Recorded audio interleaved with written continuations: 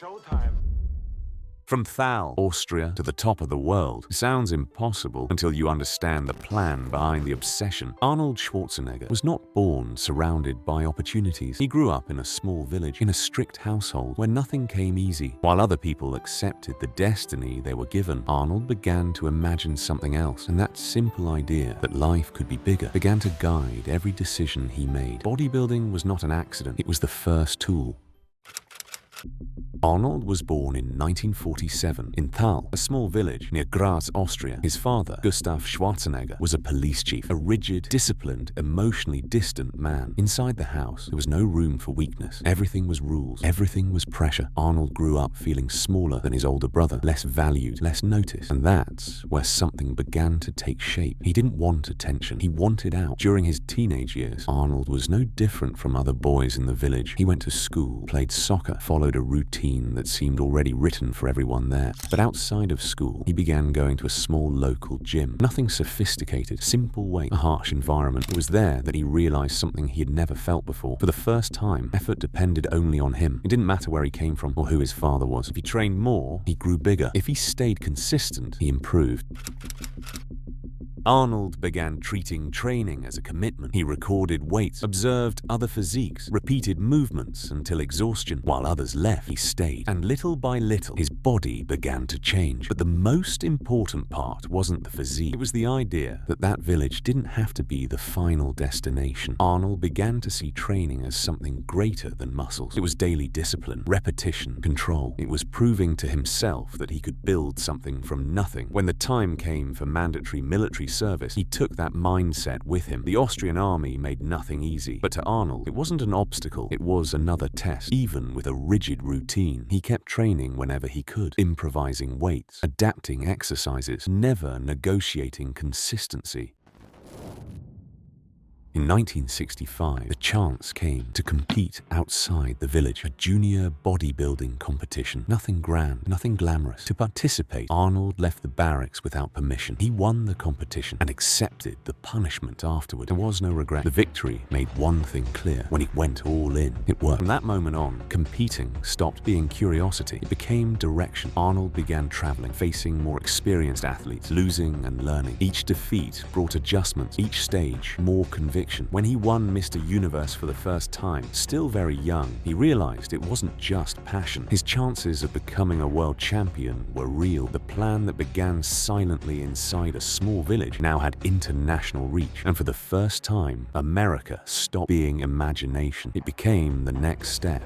Winning Mr. Universe changed the environment around him, not only because of the trophy, but because of how he was now seen. For the first time, Arnold stopped being just a disciplined young man from Austria and started being treated as someone different, someone with real potential. But even while winning, he noticed a clear limitation. Europe had stages. America had the center of the game. The magazines he read mostly came from the United States. The physiques he admired trained there. The biggest names were there. Arnold understood early that if he wanted to go further, it wasn't enough to keep winning where he was. He had to change scenery. He began studying English on his own, repeating words, training pronunciation, preparing mentally for a place where he would have no advantage at all. He knew no one. He had no money. He didn't master the language. But there was one thing he already knew very well. Started from disadvantage. When he decided to leave Austria, he didn't see it as a temporary change. It was a break. The village that once represented limit became just origin. And at just over 20 years old, Arnold put everything he had into a single bet, cross the ocean, and start over from scratch.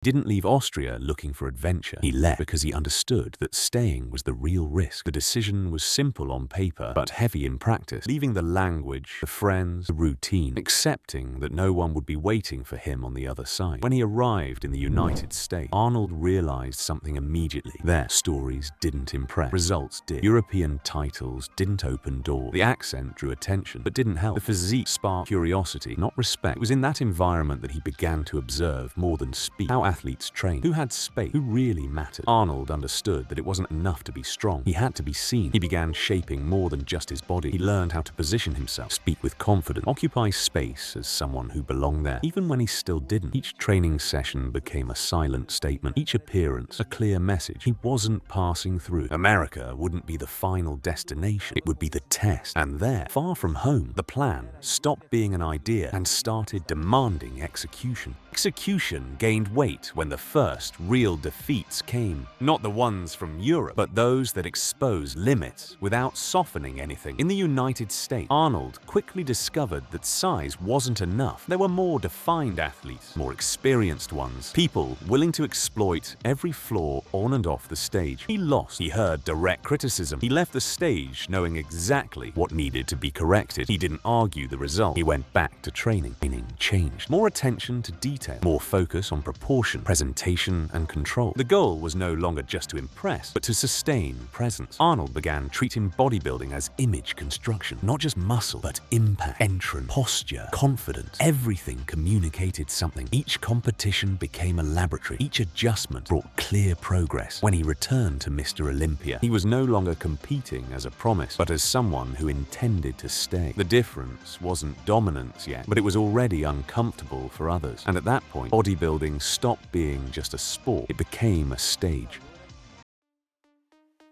1970, Arnold returned to the Mr. Olympia stage with a different posture. It wasn't just physique, it was control. He occupied space like someone who already saw himself belonging there. When the result was announced, there was no surprise for those paying attention. He won. From that night on, something changed permanently. Arnold stopped being a rising competitor and became the man to beat, not only because of his body, but because of the confidence he imposed before comparisons even began. The following years consolidated that dominance. Between 1971 and 1975, Arnold won Mr. Olympia repeatedly, adjusting details while others tried to catch up. Each season brought a more complete physique, denser, more secure on stage. But control wasn't only physical. Arnold understood the psychological game. He knew how to observe rivals, apply silent pressure, plant doubt. Before competition even started, many arrived on stage already defeated. It was during this period that bodybuilding surpassed its own limit. With Arnold at the center, the sport gained visibility, narrative, and character. He didn't just compete, he represented something bigger. In 1975, during the filming of Pumping Iron, the public finally gained access to the backstage. Preparation, mental games, daily obsession. For the first time, bodybuilding was shown as human conflict, not just body exhibition. Arnold came out of that documentary bigger than the sport itself. The public began to see him as a personality, not just a champion. And there, a new possibility opened. There was life beyond the stage. After temporarily retiring following 1975, Arnold was already thinking about another scenario. Hollywood, not as a distant dream, but as the next project. Just as he had done with bodybuilding, he began studying the environment, understanding the rules, identifying opportunities. The body that had once been a tool now became a business card. But once again, drawing attention wasn't enough. He had to learn how to stay. His entry into Hollywood was less glamorous than it looked from the outside. The body drew attention, but didn't solve the main problem. Arnold wasn't taken seriously as an actor. The accent was considered too heavy, the physique too exaggerated. Many producers simply didn't know where to place him. For years, he heard the same thing in different auditions, that he would never be a lead, that his name was too difficult for American audiences, that maybe he would work only as a visual curiosity. Arnold listened, took mental notes, and kept moving forward. The first roles came with clear limitations, almost silent characters, physical presence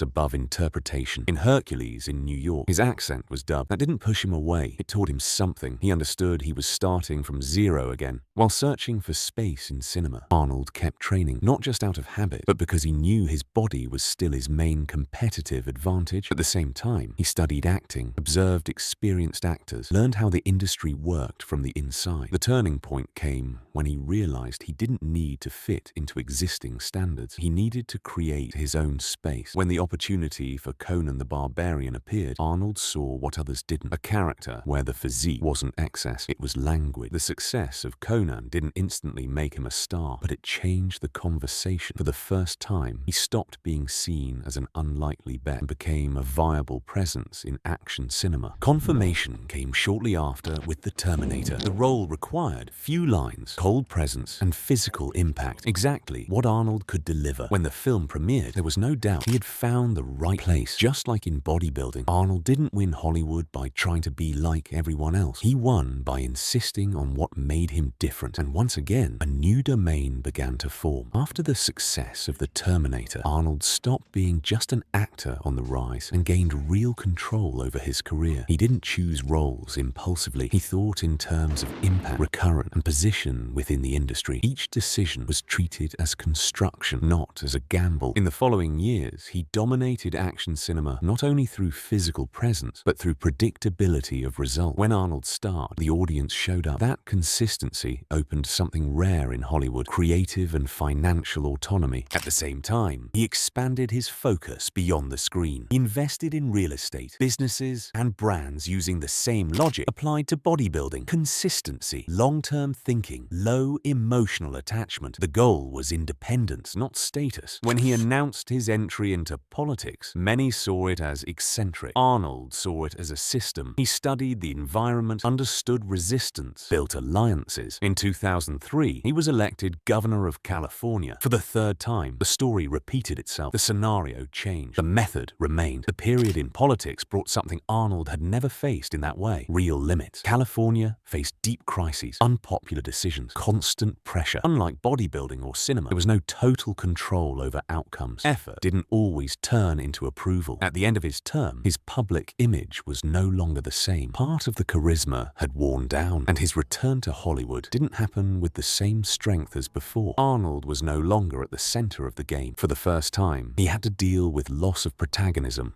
Shortly after, the most personal blow came. The revelation of a child outside his marriage definitively ended the life he had built alongside Maria Shriver. There was no speech, no narrative control, only exposure and consequence. Arnold didn't try to justify himself. He admitted the mistake, lost space, lost respect in certain circles, and once again had to rebuild. Not as an athlete, actor, or politician, but as an individual. In the years that followed, the pace slowed. The body no longer responded the same way. Surgeries accumulated. The image of the invincible gave way to that of the survivor. Even so, he remained present, training, speaking, showing up, insisting. Looking back, the story stops being about title, films, or positions. It becomes about method, a pattern repeated over decades, applied in different worlds, with different costs. Arnold didn't win everything. He didn't come out unscathed, but he left something rare, a trajectory where nothing was accidental. Each phase had intention, risk, and price. From Thal to the top of the world, the plan worked, even when the bill came. Over decades, Arnold Schwarzenegger built one of the most improbable trajectories in modern culture. In bodybuilding, he won 7 Mr. Olympia titles and 5 Mr. Universe titles, redefining the modern physical standard and becoming the face that brought the sport to the mainstream. In cinema, he starred in some of the most profitable franchises in history, establishing himself as one of the greatest action icons with global impact and lasting cultural presence. Outside the screen, he built a multi-million-dollar fortune